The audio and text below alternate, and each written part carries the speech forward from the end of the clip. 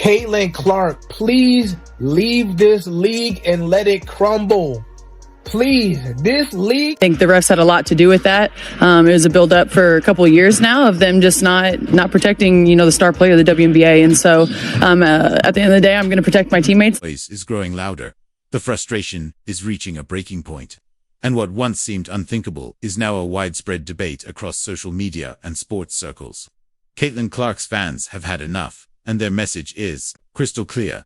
If the WNBA can't protect its biggest rising star, maybe it doesn't deserve her at all. Jay, because of the way they play the game, because I love the WNBA, I love the way they play the game. But we really watch it because Caitlin Clark and everybody watching. Now listen, if I keep bumping her, knocking her down, might get her a concussion, you might hurt her for real.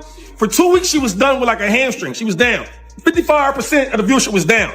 She comes back the next game, it's about 3 million viewers. Now let me tell you something. Growing up in the hood, they teach you this. Always protect the money. Y'all keep hurting her and all that. She going for a year or two. Ain't nobody gonna watch it. If nobody watches, how y'all gonna make and generate money? Stop playing with that girl home. Look, y'all need to start doing this. Put them emails together with the commissioner, to the referees. Don't put y'all there. Is spreading like wildfire. Fans are now calling on Caitlin Clark to leave the league entirely. Their message is clear. If the WNBA refuses to step in while she's being targeted on the court, then it's time for her to prioritize herself and consider a league or path that truly values her safety and future. Go play basketball somewhere else. Your fans will follow you. We will follow you wherever you go. But let this shit crumble and burn to the fucking ground, man. Let the viewership drop below 50%. Let them lose hundreds of millions of dollars again, man. Let them go back into fucking irrelevancy. Nobody giving a damn about none of these. Sophie Cunningham, now widely viewed as Caitlin Clark's unofficial enforcer, has finally spoken out, and her words expose the deeper issues at play. Her reason for stepping in says everything. This isn't just about basketball anymore. It's about a league that's lost its way, failing to protect its biggest star while the world watches. I need to focus on hitting my shots, making sure I'm executing the schemes right. I'm not focused on the extracurricular activities. And you know what? During that, it was just part of the game. I think the refs had a lot to do with that. It was a build up for a couple of years now of them just not protecting, the star player of the WNBA. And so at the end of the day, I'm going to protect my teammates. That's what I do. And I'm a team player. So what should have been a routine Tuesday night matchup between the Indiana Fever and the Connecticut Sun turned into yet another chapter in the Caitlin Clark saga, where she's treated like a human punching bag, and the WNBA watches in silence, eyes wide open, but doing nothing. I've literally been beating this girl up, pushing her on the floor, pulling her hair, poking her in the eye. You hear me? That's dangerous, bro. Because y'all mad because she pulling up threes in your face and then talking her smack like she should.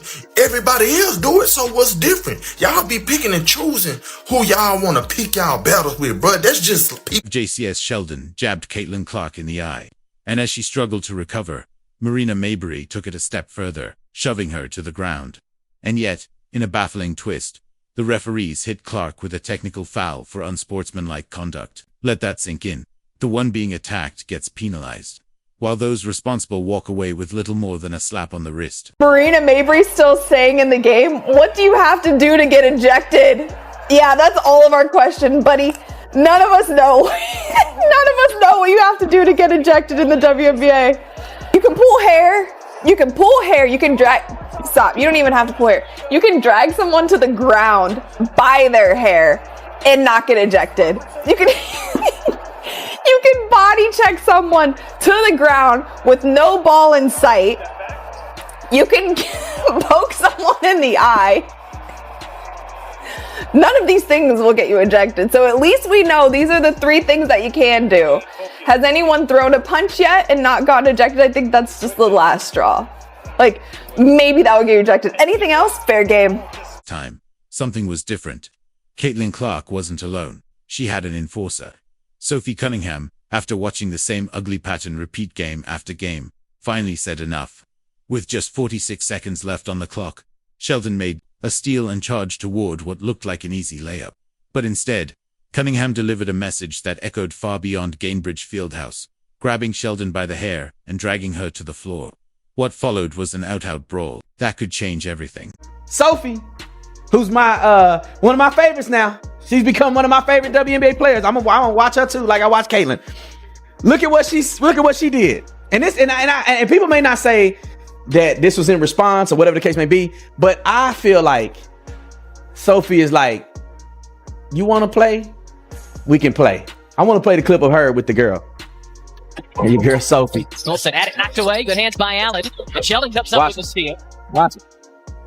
Oh, Goes coast to coast. what's up And then? here we got another breakers here as J.C. Sheldon goes right after Blonde hair and the high Sophie heels fool you. It was a hard foul, no good. If you're enjoying this, don't forget to subscribe, because what happened next was nothing short of historic for the WNBA.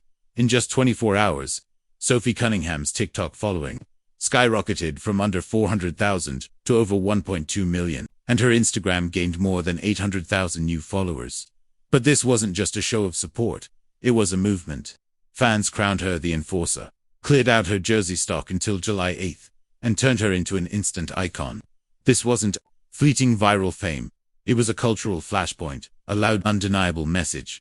Fans are starving for someone, anyone, to finally stand up for Caitlin Clark. Been surprised about this.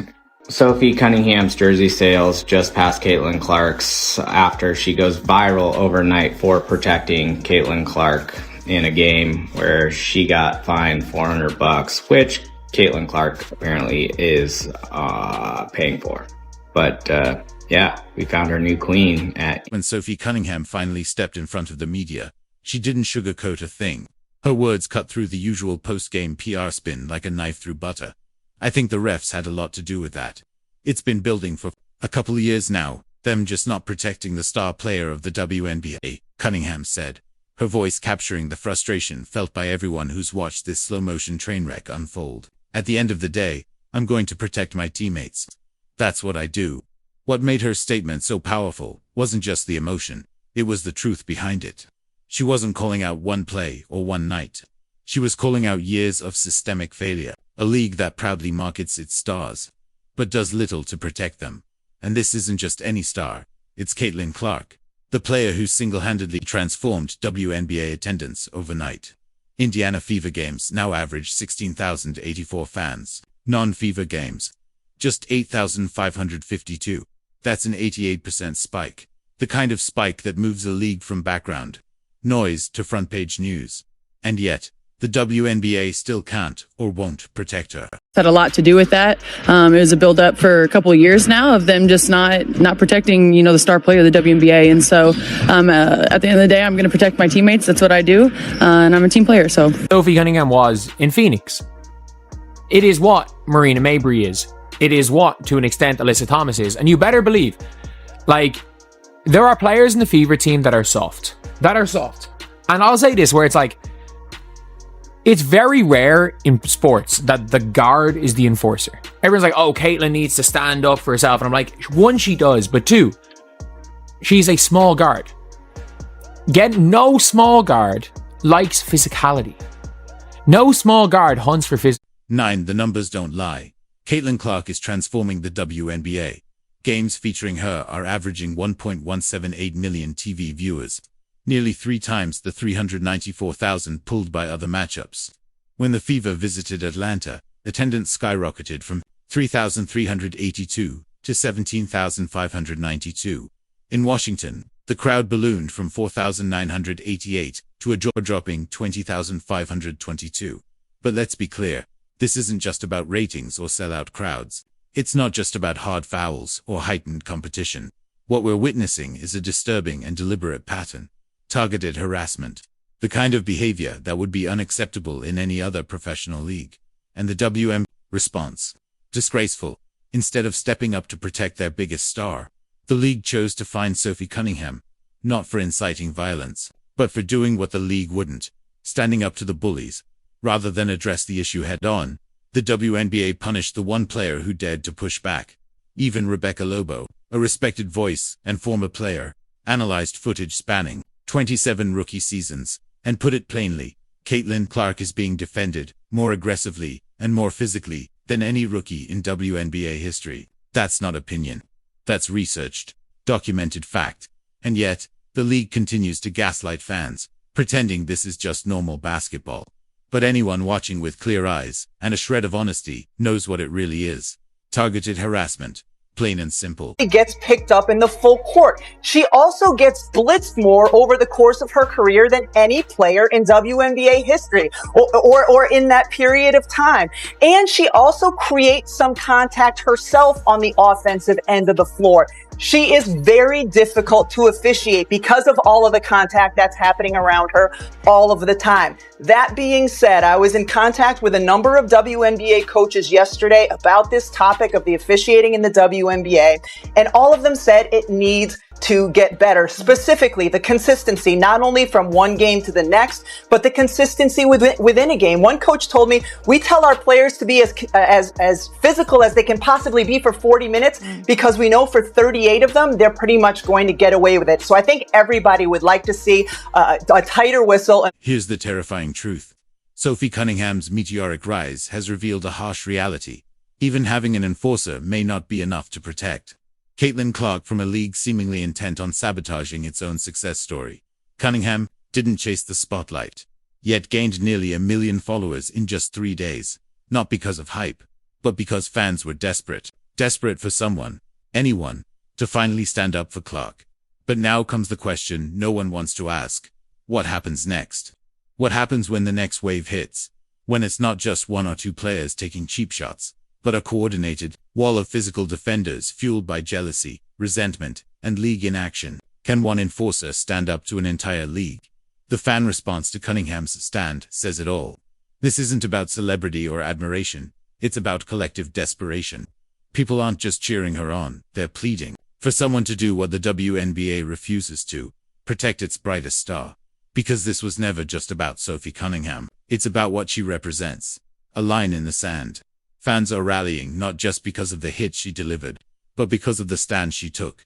They see the truth the league refuses to admit. The real issue isn't isolated incidents. It's the pattern, the escalation. The deafening silence from the top as chaos unfolds on the court.